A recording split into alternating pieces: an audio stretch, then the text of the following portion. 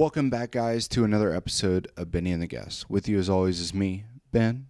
I'm joined today by Sasha Montgomery. Thank you, Sasha, for coming on today to the podcast. Thank you for having me. Sasha is a recently new author that put out this very interesting book. I'm not going to get into it yet. We'll get there.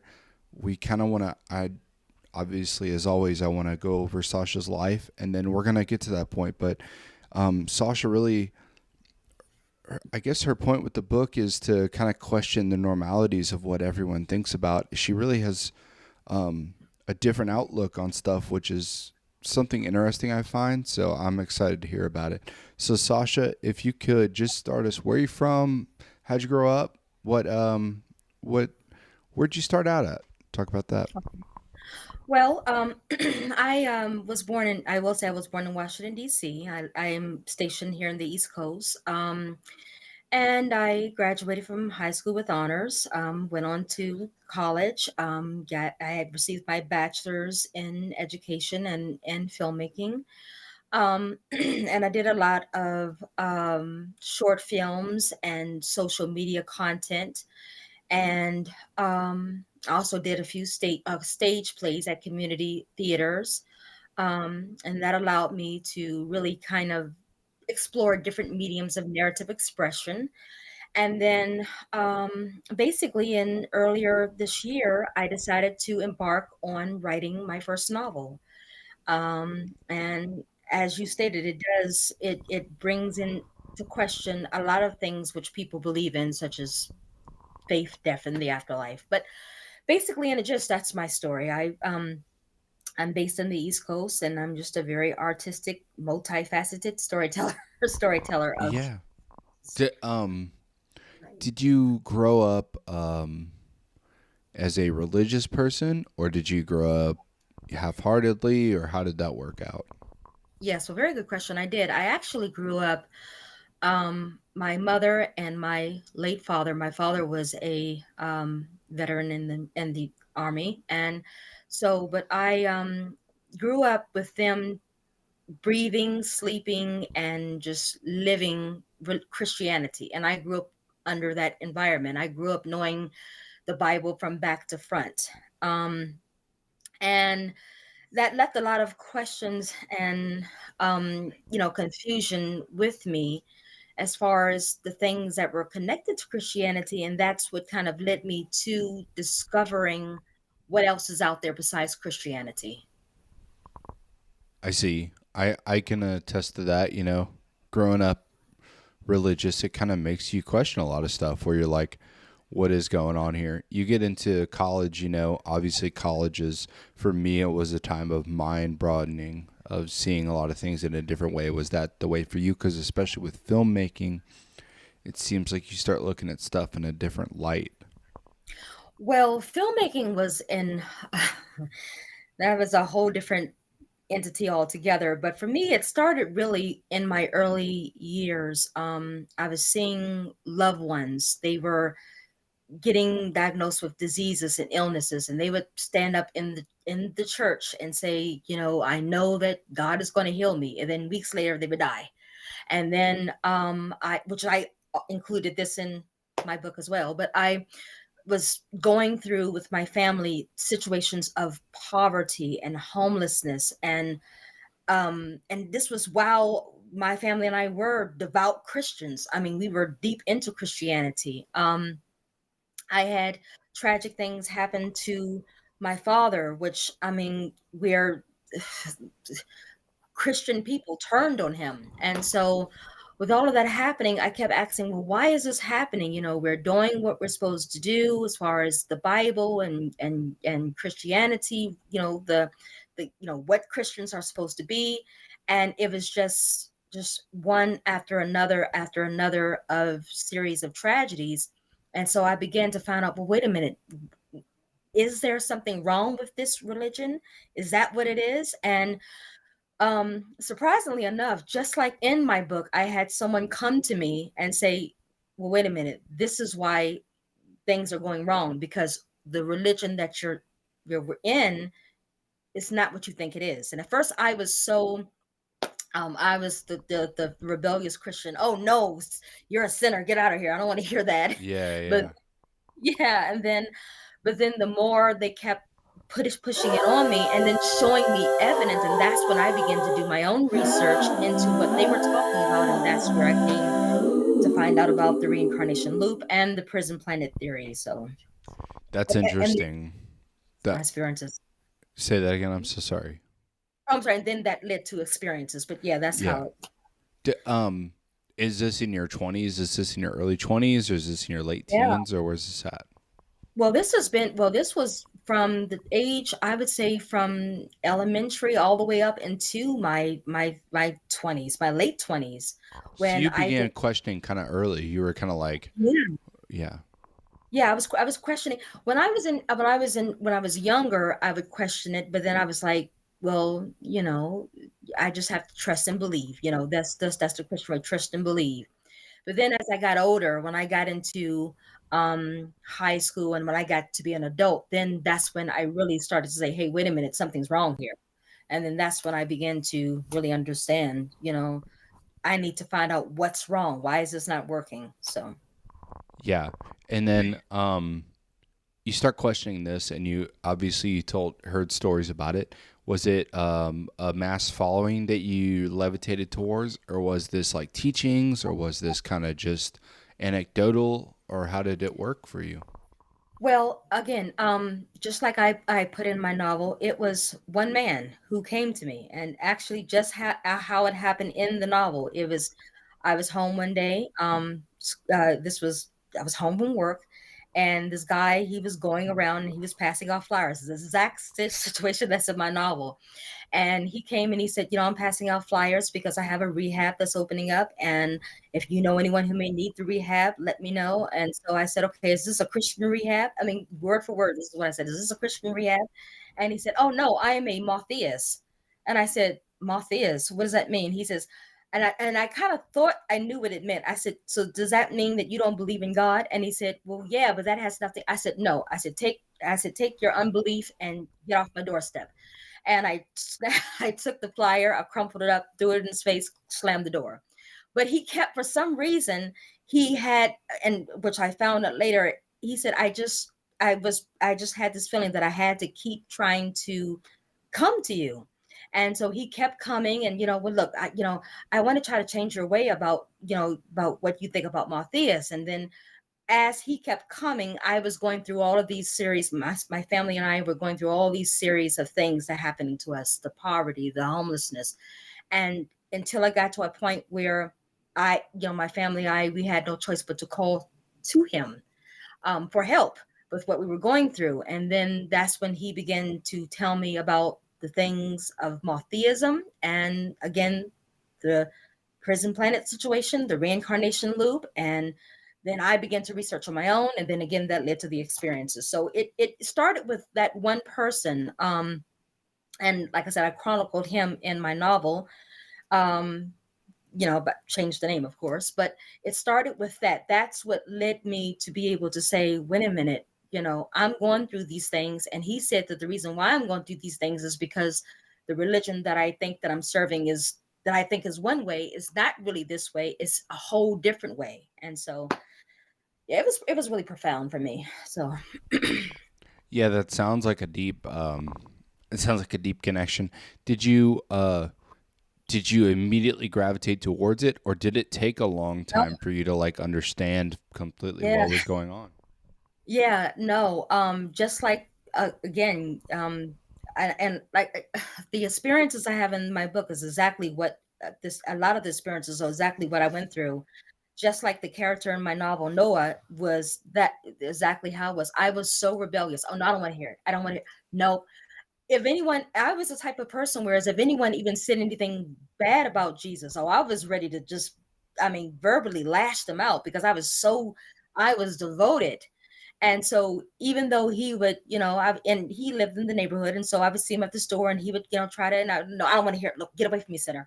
So I didn't gravitate it right away. But then as I started, my family and I started going through the different stages of poverty, and then the homelessness, and then I started to say, well, wait a minute, maybe what he's saying, maybe what he's saying is right, because I mean, I'm going through all this, and he's and the things that I'm going through is connected to the things that he said.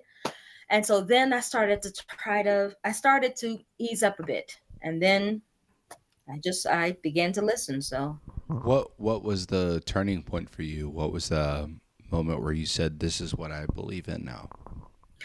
well, that was when I started reading and researching into the reincarnation, which I call trick, and the prison planet situation. And it really, everything I was researching, it began to resonate with me. It started clicking. It was like the pieces of a puzzle coming together. And I said, okay, this is starting to make sense. And with everything making sense, it felt right. I understood. It was like the moment of sentience for me. So Can you explain to everyone in a summary, kind of what I saw you explain as the reincarnation trap? mhm. You've used a couple other terms. What would you describe it as if you could summarize it for us? Okay. Well, everyone is calling it a trap. And I'll put it like this. It's designed as a trap, but we're not trapped at the same time. Because when you call it a trap, that means that you can't leave. You can't leave this realm, period.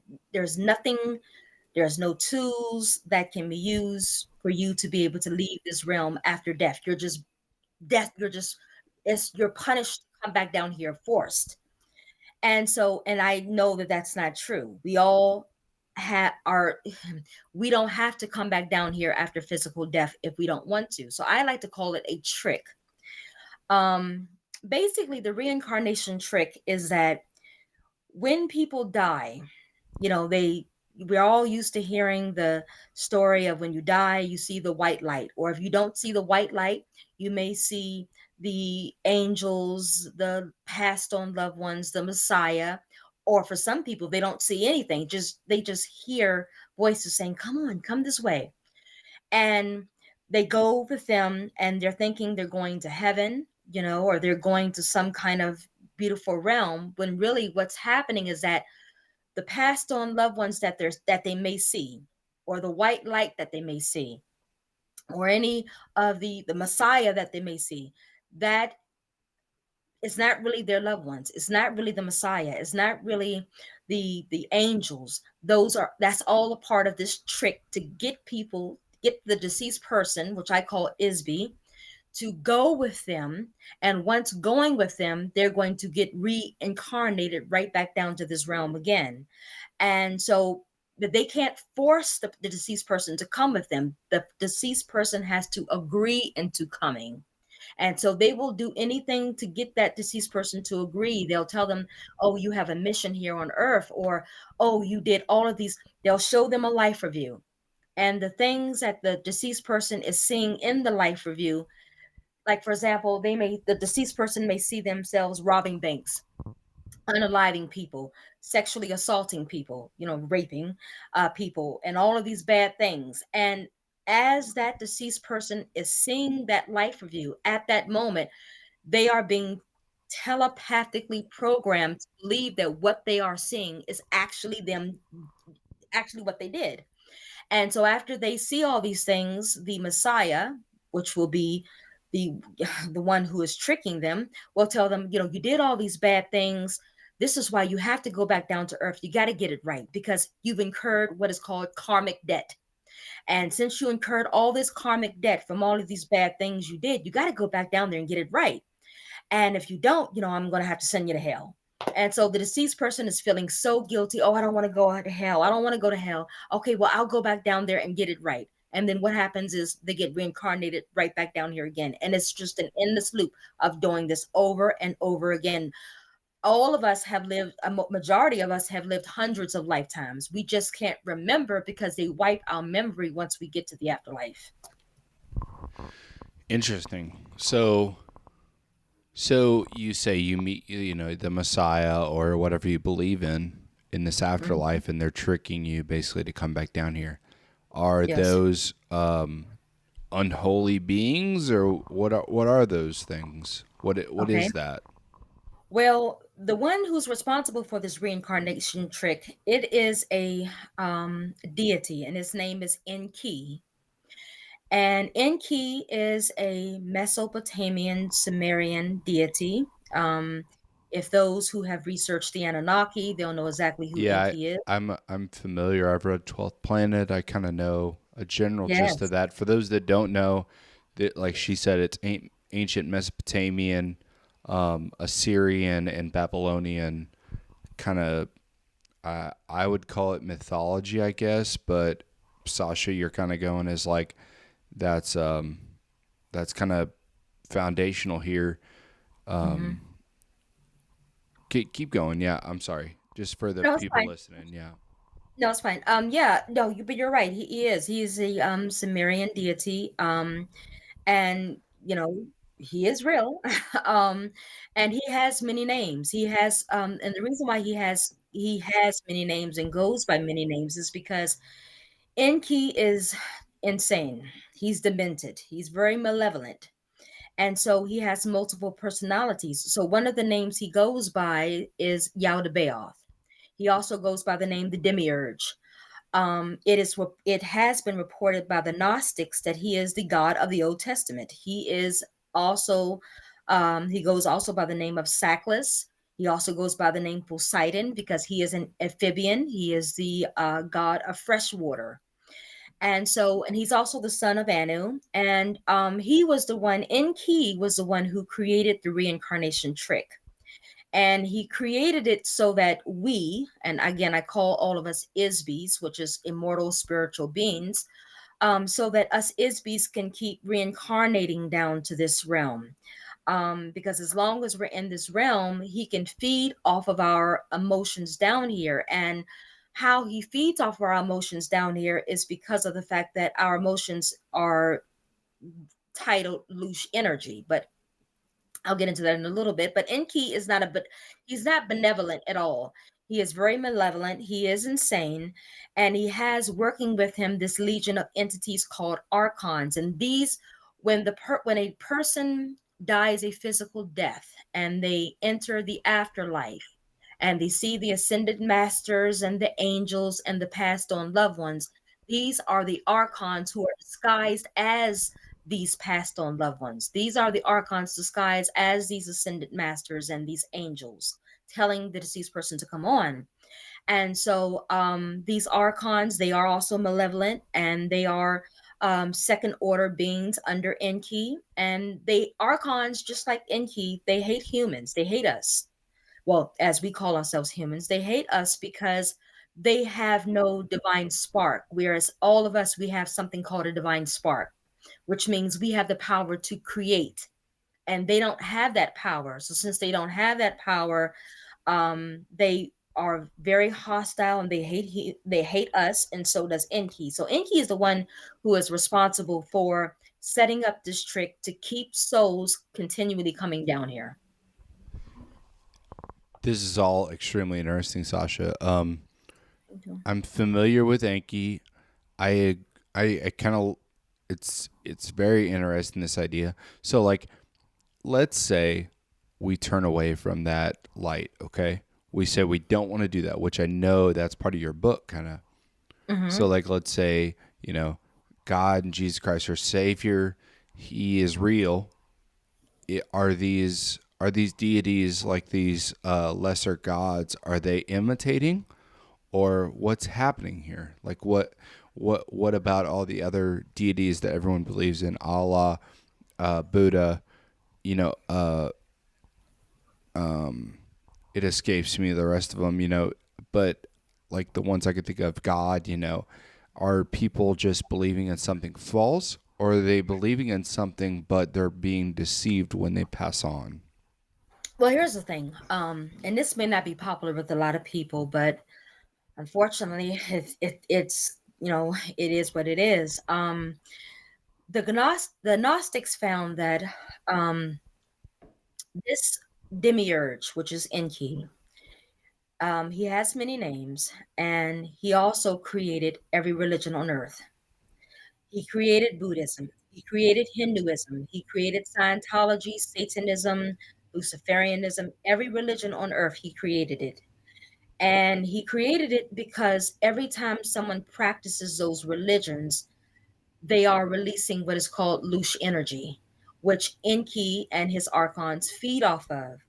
This is why these religions are in place. It's just another energy, loose energy harvesting tool. So, with that being the case, yes, Enki is God of the Old Testament. Enki is Allah. He's some people they call their God Yah. He is that. He is Yahweh. He's Yahweh ben Yahweh. He's the Most High. Every God of every earthly religion, he is because he has multiple personalities. Now, Jesus, from how I have researched it and understood it, is another Anunnaki being called Thoth. And Thoth is the one who is Jesus. And that's another malevolent deity from how I understand it. So, and then Enki has a son named Marduk, who is also, Marduk is more evil and more insane than Enki is. Marduk is what people would know as Satan, whereas Enki is Lucifer, Marduk is Satan. Marduk, another name for Marduk is also Saturn. So Enki, Marduk, and Thoth, they are the ones who are perpetrating these gods of these religions. Isn't Marduk also the one that created Earth technically with the Anunnaki, the Sumerian mythology of it?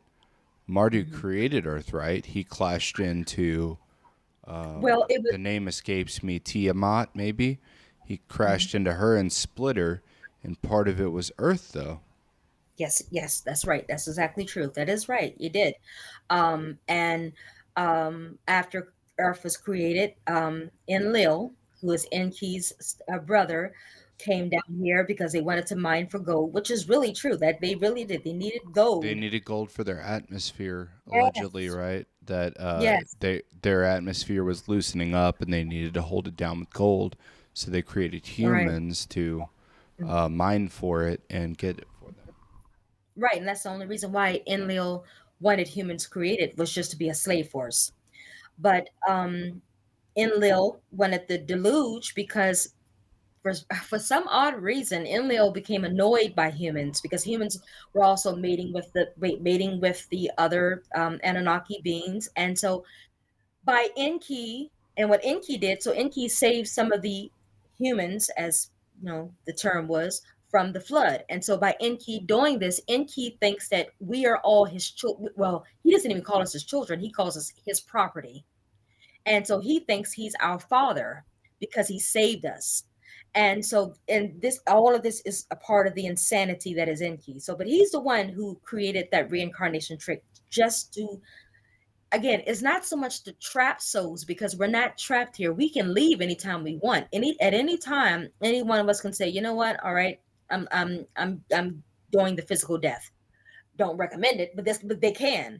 And if they do that, if they have the gnosis, which is awareness and knowledge, they can leave. So we're not really trapped, but we're in a sort of a cage. Whereas if you don't have that gnosis, you're going to keep coming back down here.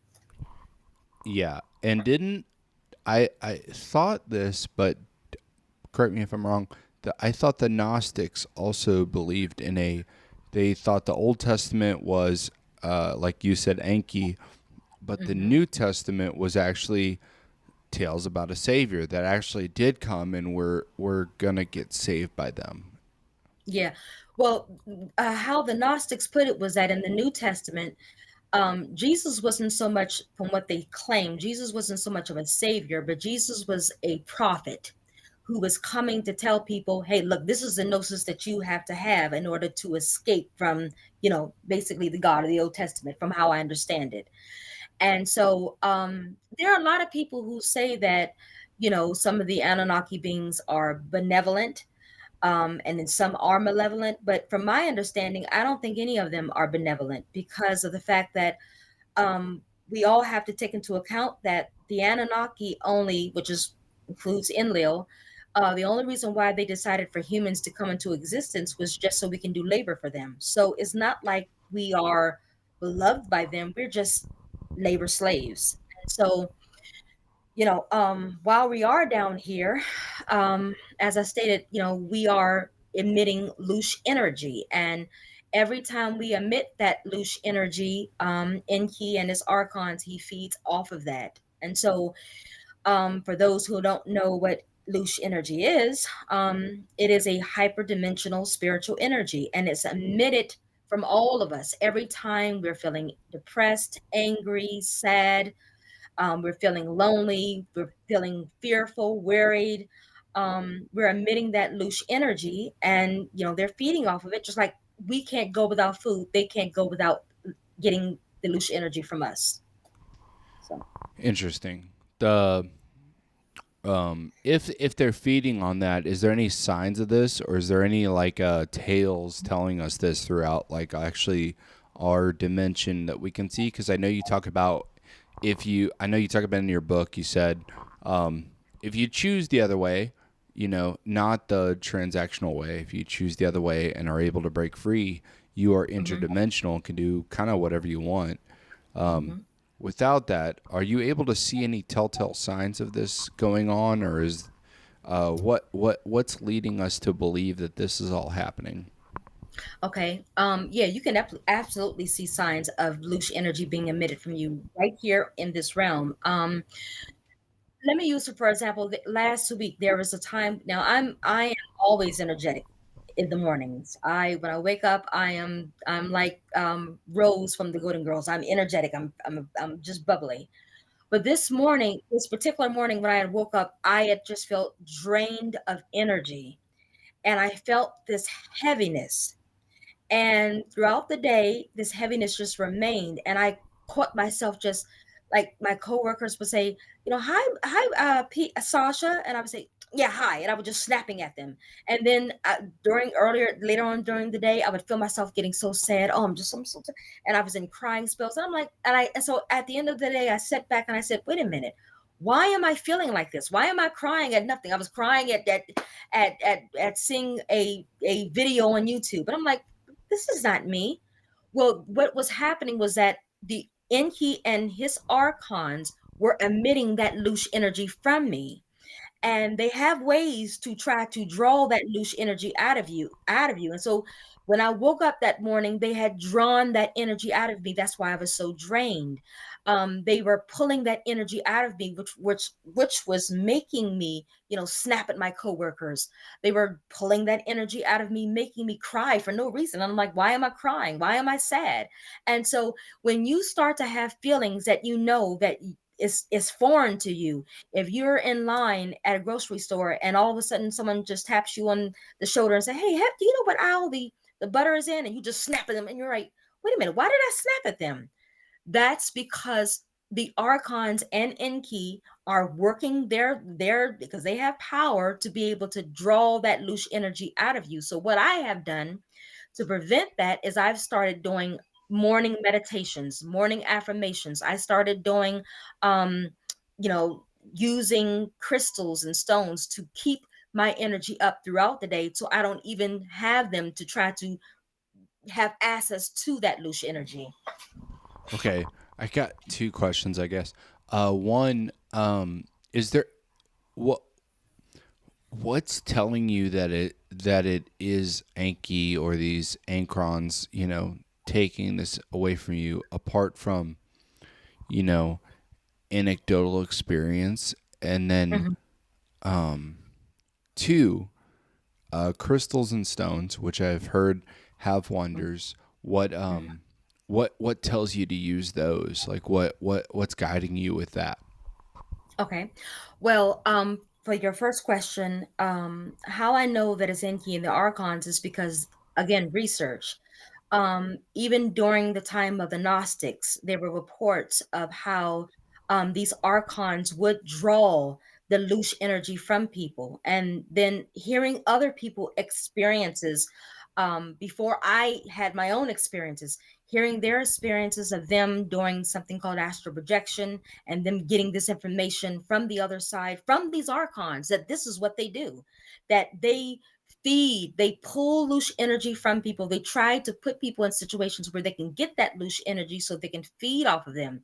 And then me having my own astral projection experiences and hearing it from them myself. Yes, we feed off of you. You will nourish us, and all of these things. And these are the things that I experience in my own experiences. So this is how I know that this is the archons and Enki doing this, because they have a history of doing this. And so from that research and from me hearing it from them as well, I know this is it's them. And using the crystals and the stones, they're like, there's one stone called and I'm hoping I'm pronouncing it right, organite. And I have worn that. And perfect example was 2 weeks ago. And I felt that heaviness. It was in the middle of the night, and I didn't wear it to bed. And I scorned myself for not wearing it to bed. And I woke up at 3 o'clock in the morning, which of course is one of Enki's favorite hours. And I felt that extreme heaviness. And it feels like there's this weight on you, and it just draws you down. It just draws you down. And so I said, no, I got to stop this. And then I started, and before I came to what I should do, I started having the thoughts in my head, oh, you're, and these were the thoughts that I was having. Oh, you're useless. Oh, you'll never be nothing.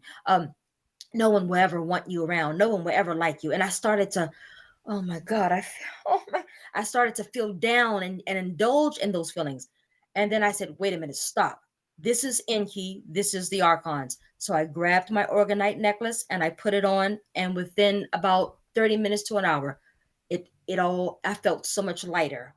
And so these crystals and stones, they work. They help to block these archons and Enki from trying to put us in situations, trying to impute into us those feelings to get that loose energy.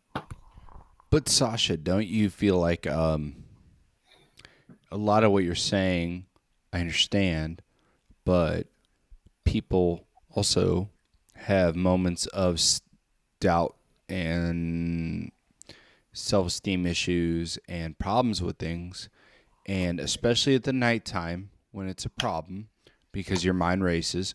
But then also people grab, let's say, their Bible or the Quran or whatever, and they find solace in that. What do you say to those people? Because they also find Jesus talking to them, or God, or Allah, or they find solace and they say, that's the devil tempting me. I find myself, I'm going to lead a better life, or I'm not going to feel as terrible in the morning. I'm actually going to feel reinvigorated. Okay. Well, first of all, I'm going to say, to answer the first part, um, okay, how should I try to put this in the right words?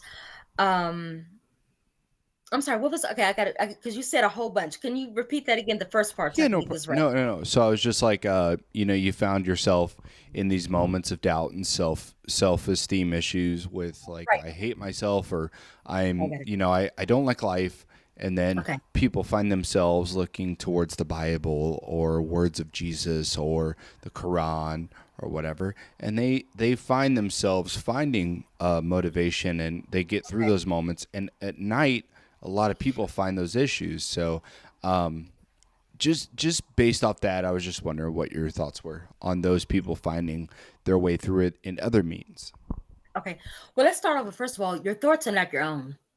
The negative thoughts that you have, and I know, and well, let me delve a little deeper in this, because I actually have personal experience in this. For many years I suffered with depression. I mean, severe depression. There were many times when I felt, I'm not good enough, I'm not pretty enough. And I know now I know those thoughts, those feelings were not my own. When you have someone who's having those low self-esteem thoughts, feeling like they're worthless, and they're feeling that, oh, I'm so worthless. Those thoughts are not coming from them. Those are the thoughts that are coming from Enki and Archon and the Archons, to put that inside the person, because Enki and the Archons knows which person is weak and which person is strong. And if the person is weak, and they're putting those thoughts inside of that weak person. Enki and the archons know that that weak person, they are going to gravitate towards those thoughts. Oh, I'm looking in the mirror and, oh, I'm not pretty. I'm just, God, look, I'm so ugly. Or, oh, I'm so worthless. Nobody would ever love me. That, and then I gravitate towards it. And then before you know it, I'll start. For some people, they start taking to eating, or taking to drinking, or taking to smoking, or they'll start going into crying spells, and tears is also loose energy. And Enki is feeding off of all of that. Now, for those who are Christians who say, "Well, I feel like that, and I read the Bible, and I feel much better," well, those are temporary feelings, as shown in my novel. The main character in my novel, Noah, he had those same issues. There were times in the story where he was feeling down, and he would go to the Bible, and he would feel better, but then it would return, and then he would have to go to the Bible, and then it would return. If Christianity really worked, it wouldn't return, period. And see, and there are ways where people who are spiritualists, they can have it where those feelings do not have to return at all, especially if you have the right type of meditation techniques, affirmation techniques, the stones and the crystals, they won't return at all. But with Christianity, you have to keep, it goes and it comes, and it goes and it comes. And then the reason why it goes and it comes is because the very Bible that's written about the God that they're serving is the same God that's giving them those feelings. So and that's basically the answer. It's so multifaceted with Christianity, and it's kind of hard to really talk about it without stepping on toes, because a lot of Christian, and I get it, because I used to be the same way. But it's really most multifaceted when you talk about Christianity, because you have to understand that the very God of Christianity is the same God that's giving you those thoughts of feeling worthless and feeling, because he is, that's who he is. So, My only argument to that would be, you know, in the Bible, especially New Testament, it's giving you words of affirmation to live off of that have lasted 2,000 years that people go off of, as well as like all of Christianity, whether it's Protestant or Christianity or whatever you want to call it. Um, a lot of it is positive information. There's I think I go to church, and it's maybe one out of every year there's a talk of the downfall of what could happen, but it's not a big talk. It's to explain how, the what do you call it, the Antichrist and all that stuff could eventually come and all that. And I'm still struggling with that as my, well, but um, with what you're saying, I understand. I'm having difficulty understanding if a lot of people are following religion, which I know old grannies that are like very devout. They lived a very solid life. They hope to find solace in God later on. Are you saying that those women and children and men that lived a devout, virtuous life, whether it's whatever religion, from here to Pakistan to frickin' Beirut to South Africa, mhm. are they living in different lives that are just going to end up coming back to here and working hard, or are they going to be fortuitous afterwards? Okay, well, since we're talking about Christianity, let's get onto the Christianity issue. Christianity, um you know okay, let's start off with this. You always hear a lot of Christians, they say how God is good. God is good all the time, God is good. But however, when you look at it, um, there are really no examples of God being good all the time. And the reason why that is because of the fact that in the Bible, you can find unprecedented, numerous scores of accounts of times when God has been anything except good. Well, Um, I to jump in, you got to look at the covenants because you have three big covenants that cover that, and the third one basically allows him to be solid afterwards because he forgave mhm. all sins after his son died. Before Well, that, yes, I would agree. Old Testament God is very stern, very difficult to deal with. He wants all favor or not. But once he had his son, and when he realized that humanity was suffering, you know, that's the way I look at it, I guess, because a lot of the Bible is God scorning, especially Old Testament, God is scorning everyone. And then once it gets to New Testament, it's a little better. And then once his son dies, it's, you know, you will live in prosperous life, you know. okay. Well, that's true in a way, but okay, well let me try to break it down like this so I can try to get this kind of understandable. Yeah, absolutely. I hope I'm not offending. I'm trying to have No, it's fine. I love these discussions. That's all. No, it's fine. No, I live for them too. No, throughout the Bible, let's start. It's not only in the Old Testament, it's in the New Testament as well, but throughout the Bible, there are numerous accounts of God and and a lot of times even the son, dishing out divine punishments. They do it through genocide, plagues, ethnic cleansing, and the like. Now, if the Bible is the true word of God, then that means, and that the whole entire Bible, New Testament and Old Testament, if that is the true word of God, if that is the Bible that God the Father and the Son goes by, then that means that both of them they support slavery, torture, genocide, and all manners of death, destruction, and suffering, including rape. And um, if again, if we're saying that God and Jesus are good and loving, well, then how can that be when you had, let's start from the beginning, 400 years of slavery? The Jews were tortured and murdered. So God is God good then? How about the times where the many children in St. Jude who are suffering in anguish as cancer and all of these diseases are ravaging them? That's not an example of God and Jesus being good. And one of the most greatest examples of how God is not good and his son Jesus is not good, and that God and Jesus are evil deities, there was this South Carolina church shooting. I don't know if I hope everyone remembers. You remember the South Carolina shooting at the church.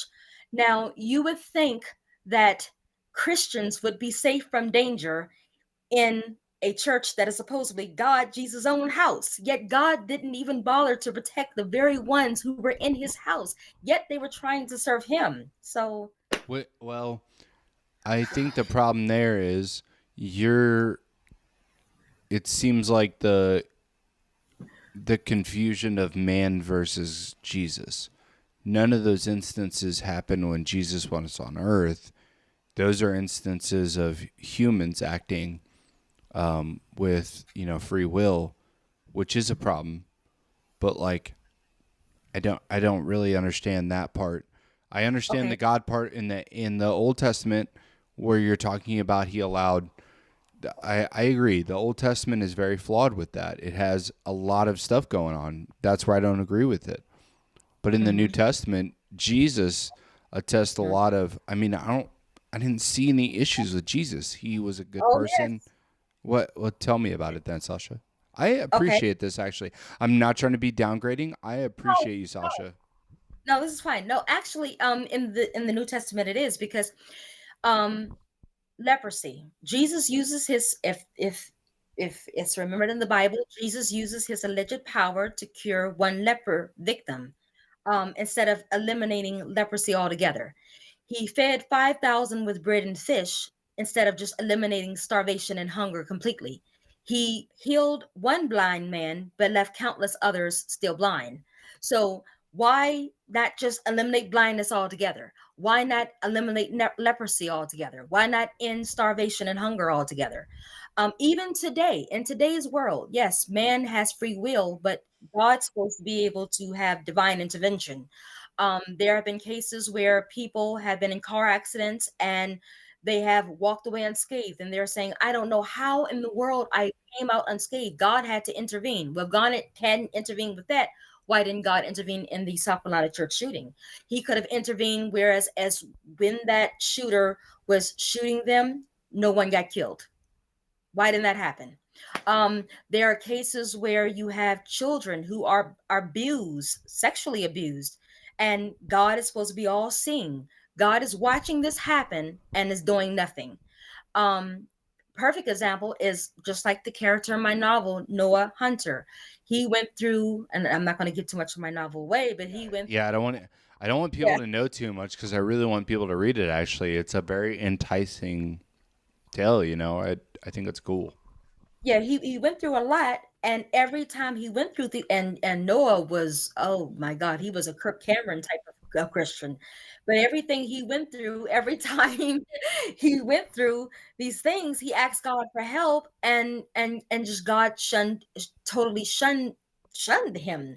And so I am not saying that it's not Christians that is the problem, it's their God that's the problem. This God has continuously proven time and time again that he has allowed those who are evil and wicked to rise, and those who are perfect example is Joe Austin. Joe Austin has the biggest church and I think it's in Texas, the biggest church in Texas. This man can, I mean, he Yeah, I'm can use. familiar. He did at the hurricanes. He didn't even allow people in there. Right. And so, but now this man, and not saying that I want anything to happen to him. No, I don't. But this man is healthy. He has a roof over top of his head. He has money. He's fine. But now someone who is a Christian, just as Joe Austin claims to be, but is really living and walking the faith, they're poor. They're lucky if they live to see the next day. They don't have anything. So why is it that, and God can intervene? God can make Joe Austin lose everything that he has. Why is it that that hasn't happened? Why is it that people like Joe Austin, and I call him TD Snakes, and Creflo More Dollars, why are they flourishing, whereas others who are stating, hey, I am a fireborn believer, they're suffering? So why can't God intervene to stop that? I think you can combat those arguments, though. The problem is you can combat those arguments with people who I was down to my last dollar and somebody gave me $5,000. I was dealing with, you know, my daughter about to die, and then somehow she miraculously healed. I think there's a lot of testaments to both extremisms of that. The problem I see is that deal, dealing with the God thing. I attest to the covenant again. You have three covenants where that third one, the first one, God said, I will never wrath my people like this again. And he Mhm. attested it to a rainbow. The second one, he did the circumcision, which is a wild one, which I really don't understand very well, still to this day. And then the Mhm. third one is Jesus dying for our sins. He says, if you, proclaim me as your God, you are, you are saved. After that moment, though, you you don't see wrath moments from zero. I'm a history major. From zero BC to now, maybe not like you see terrible moments in history, mostly caused by man. Mostly caused by man. The wrath moments of these random occurrences, besides earthquakes, volcanoes, all that stuff, like that obviously was terrible. But never have we seen fire and brimstone raining down on places. Never have we seen floods that have desecrated continents. Um, I see that as a purpose, and I also see I see another revival basically happening in, especially I'm in America, or I know you're here too, but in America you see this revival of Christianity and even Allah is gaining faith right now because it's such uncertain times. People look to faith and they find positive views as opposed to immoral views. So that's Hmm. my argument. I guess I see like to go about that. What do you feel about that, Sasha? Okay. Well, here's a But good I example. put so much out there. I'm so sorry. No, that's fine. No, that's fine. And okay, well, okay. Let me start with this. Let's use slavery. Um, During slavery, the slave masters back in the day, they prayed to God. They were Christians. They believed in God, read the Bible, all of that. The slaves did too. So now, and I'm going to use the same analogy towards the Holocaust in a few seconds. But with slavery, the slaves were praying to God for them to be able to be delivered from slavery soon. The slave masters were also praying to God for that the slaves to remain where they are and for them to continue to be good slave masters. So now, which prayer did God answer? Did he answer the prayer of the slave or did he answer the prayer of the slave masters? It would seem for 400 years, God and Jesus answered the prayer of the slave masters because no matter how much the slaves prayed, they stayed in slavery for 400 years. The same thing with the Jews. There were many Jews in Auschwitz praying to God for them to be able to escape from Auschwitz. And I'm pretty sure Hitler had some kind of Christianity within him somewhere. And I'm pretty sure some of them were one of their Nazi generals. But now, no matter how much the Jews prayed, get us out of Auschwitz, help us deliver us from Auschwitz, a majority of all of them died. So, and then even today, you're having the same situations. I have gone to St. Jude, I've gone to Children's Hospital, and I've talked to children and I've said, what is the one thing that you would like, if you could ask God for anything, what would it be? And a majority of them said, I would ask God to heal me, to get me out of the hospitals.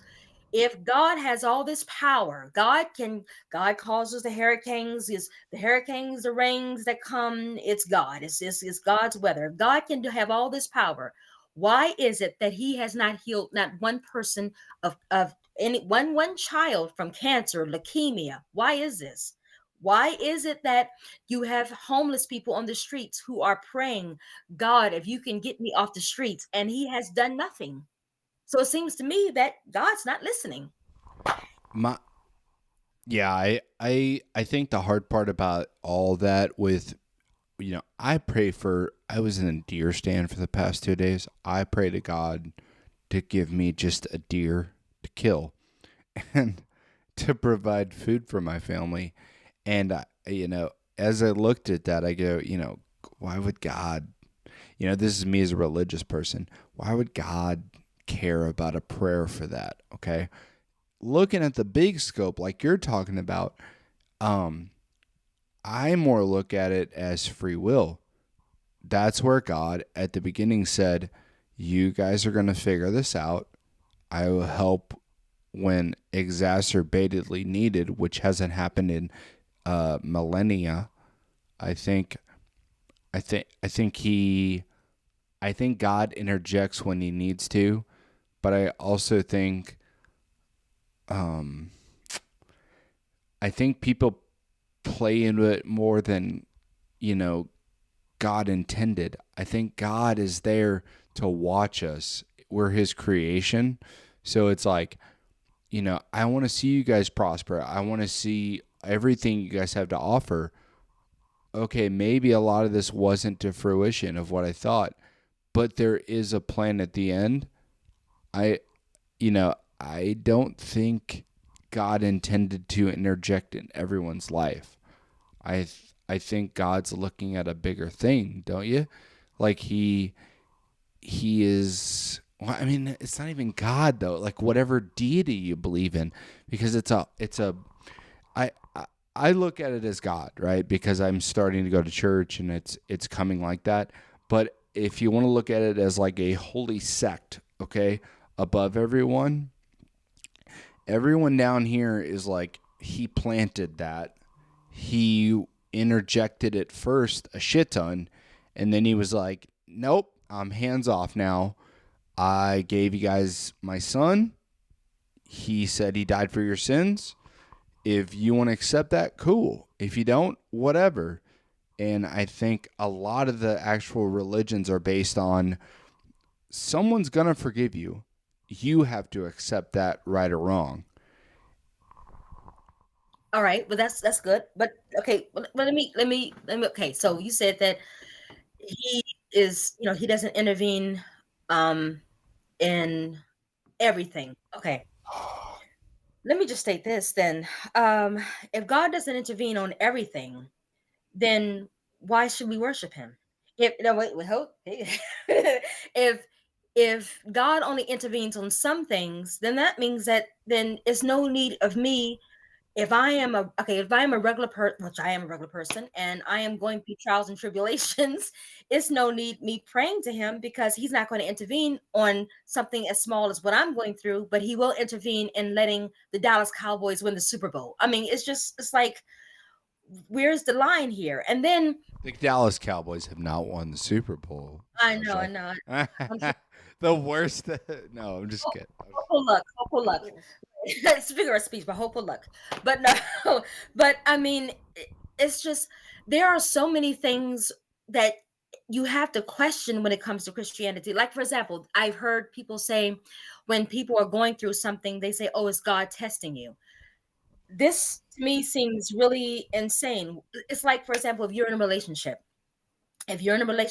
and you say, "Well, I want to see how much my wife loves me by putting her through trauma. And if I put my wife through trauma and she still loves me, then I know that she loves me." And after your wife goes through this trauma and your wife finds out, "Oh, you're the one that put me through this trauma," you're insane. Who would do that? Anyone would say, "Oh, this person, it must be insane. They're a narcissist," because why would you put your spouse through all of this trauma just to see if they love you? You have an ego problem. You have a self-esteem problem. Well, that's the same way with God. God, according to Christians, puts people through trials and tribulations to test them, to see how much they love him. What kind of lunatic, what kind of weirdo is that? Where you are putting people through all types of tests and trials just to see if they love you. I have a rebuttal. I just got to go to the bathroom. I'll be right back, Sasha. Okay. And I'm back. Okay. Okay. Oh, I had the notion of it. Okay. I had the question of if people are getting tantalized, right, by like different questions, wouldn't you say though that's the demon's part, or what Christians would call the devil, what you would call Enki, right? Well, not necessarily, because again, just like the story of Job, God already knew that Job loved him. I mean, God sees everything, so he saw that Job loved him. But then here comes Satan. "Well, I bet you he doesn't love you this much. I bet you he does. Well, we're going to make a bet and see." So they are playing basically like a game of craps with someone's life. And so Jesus takes away everything that Job has to see if Job loves him. And I mean, you already know this. A sane God would have said, "No, I'm not putting him through any testing. If Satan, I know Job loves me. Kick rocks." But they're both playing fiddle with this man's life, taking away his everything he has, his family, and foolishly, Job is like, I still love God. He took everything from you. And this is what I'm saying. If God is so loving, if God and his son are so loving, how come we have so much suffering here? And God is all seeing. God can, with just one snap of a finger, stop all hunger, homelessness, can get rid of all evil. He doesn't. Another example, people have been waiting for God to come back. Oh, God's coming back. We're living in the last days. Well, we've been living in the last days since the 1900s. God hasn't come back yet. And it seems to me, if God was going to come back, why does he have to wait till his people go through all this suffering for God to come back? It things with God and Jesus, it doesn't make sense.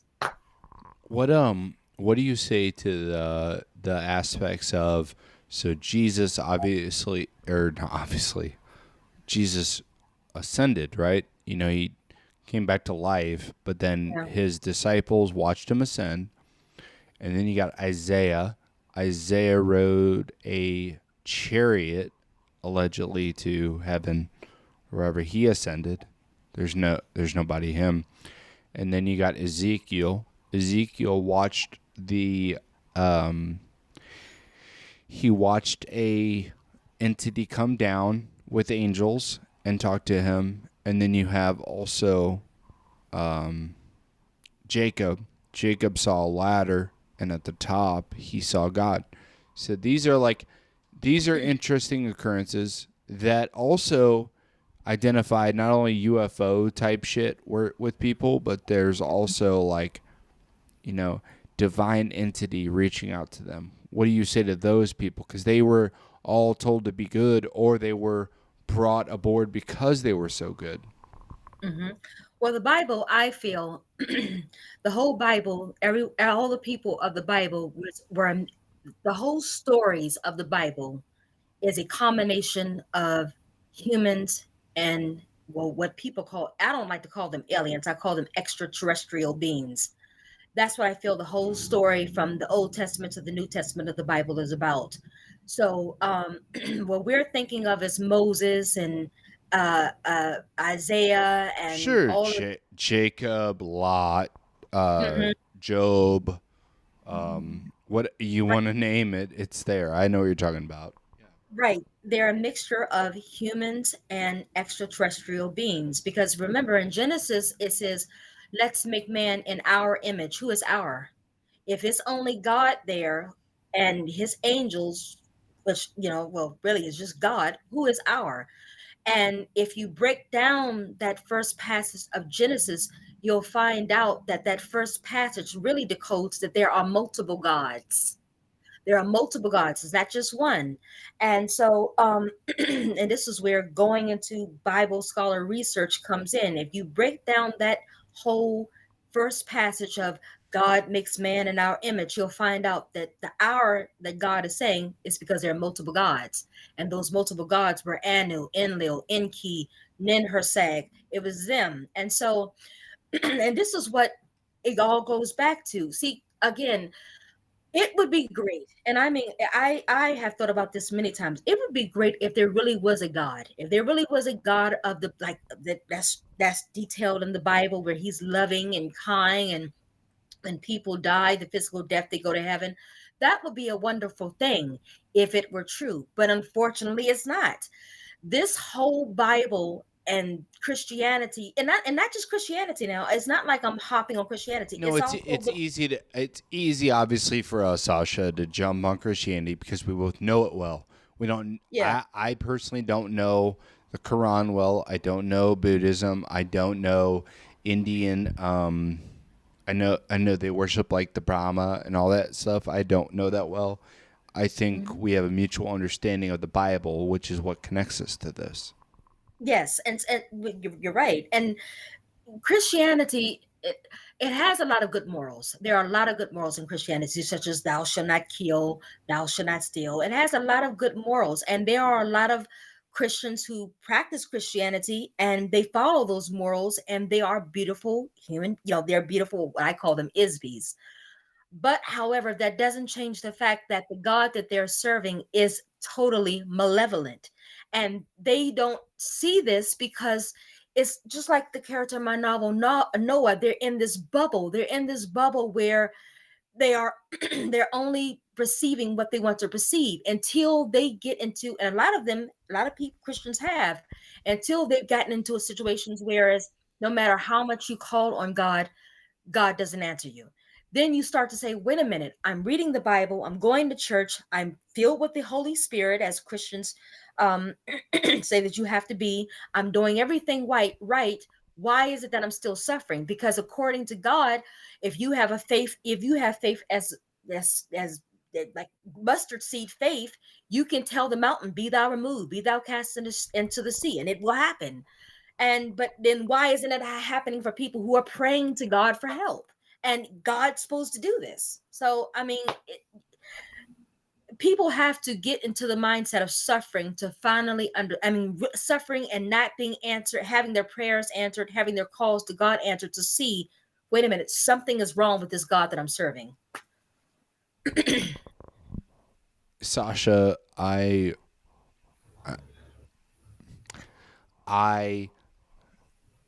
loved our conversation. I loved every minute of this because I feel like I personally am a Christian who's skeptical, I guess. Not because of this, because of other things. I was raised Catholic and all these things. Um, I've always been skeptical, and I love hearing other ideas of it. And what you're saying is not chaotic or crazy or extremist. What you're saying is things that you believe in, and I think what you're doing is heroic. First of all, because what you put out this book um, that is it's uh, gritty, right? It's gritty. It goes against a lot of people, but you had the courage to put that out there. I appreciate it. I appreciate you coming on here. I think we had a great discussion. I hope people understand that. And I really just appreciate your mindset going into all this, because that takes a lot of courage and a lot of knowledge to go in and be like, no, it's actually like this. So thank you so much for not only coming on here today, but for expressing your opinion and being, honest with people about, this is how you feel, and that's the bottom line.